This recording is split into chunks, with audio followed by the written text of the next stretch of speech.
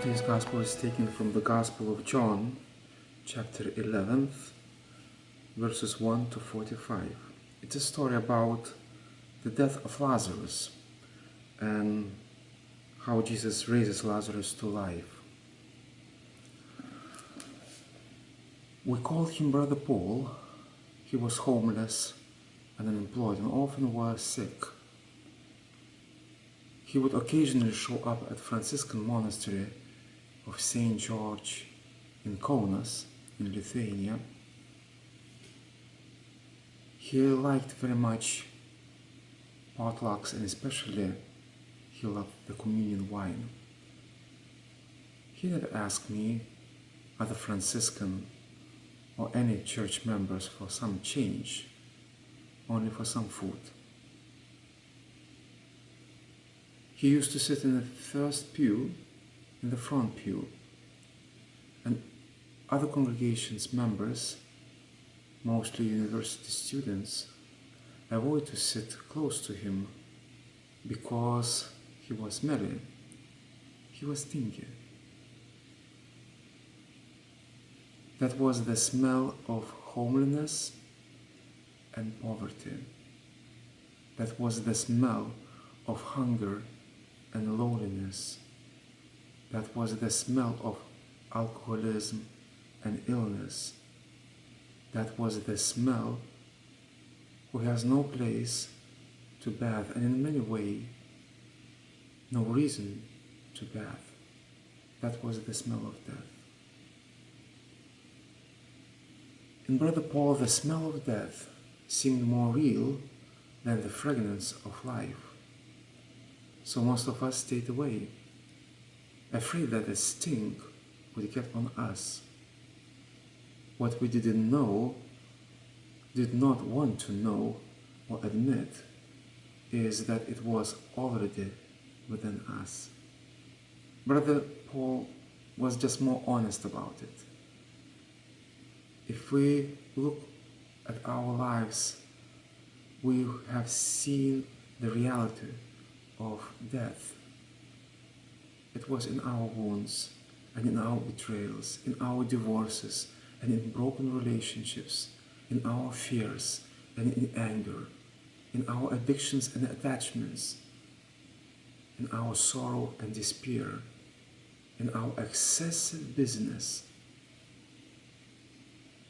preoccupation with the success, power, and control, and the things done and left undone. Death wraps us like a strip of cloth, grave cloths, and it stings. We won't avoid it.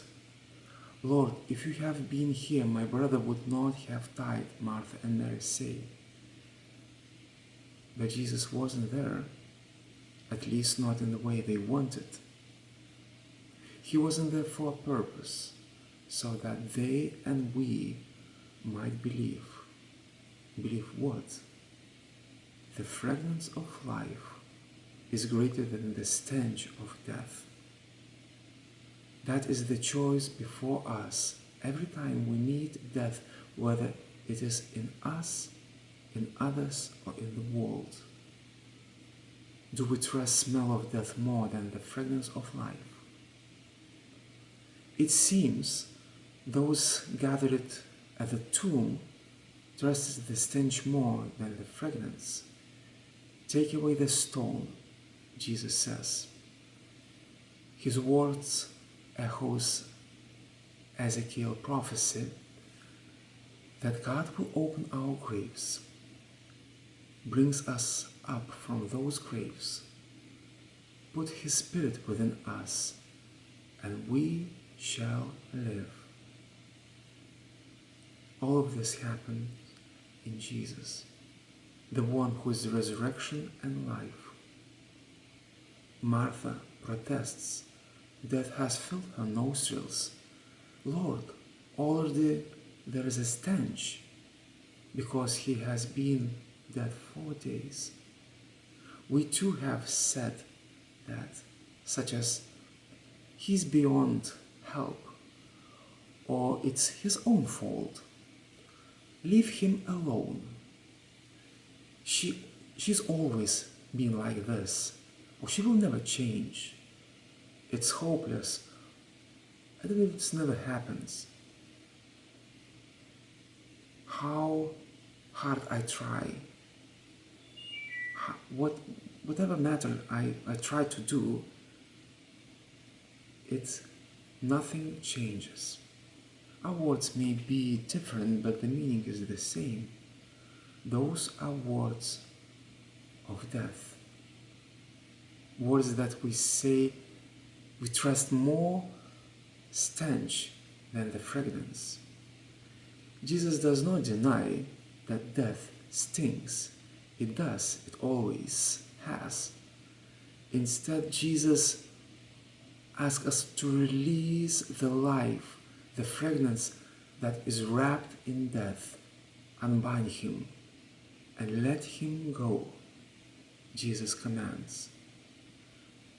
To unbind another, or let ourselves be unbound, means we must trust the perfume of life more than the stink.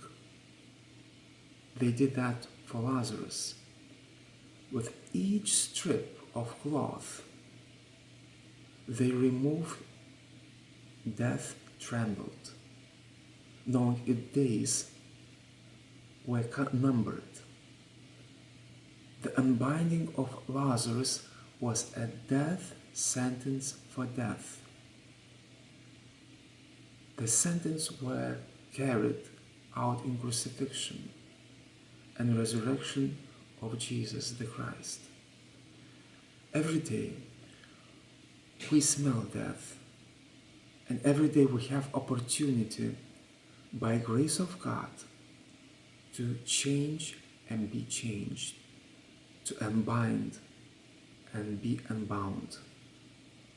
I sometimes wondered, what happened to Brother Paul? More often I wonder what would happen if I would follow Jesus' words rather than my nose. What would have happened if I invited Brother Paul to a lunch for one time, for one day? What if happened if I helped Paul to find AA meetings and the social service that could help him provide medical care, a place to live, and food to eat? What if I have said, Brother Paul, tell me the stories you are always telling, but that I have never listened to?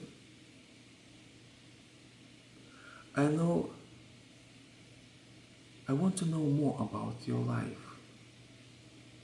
What if when it comes times to exchange peace, I put arms around him, pull him closer to myself and said, the peace of Christ be with you. I wonder what I have unbound in Brother Paul. I wonder what Brother Paul would have unbound in me.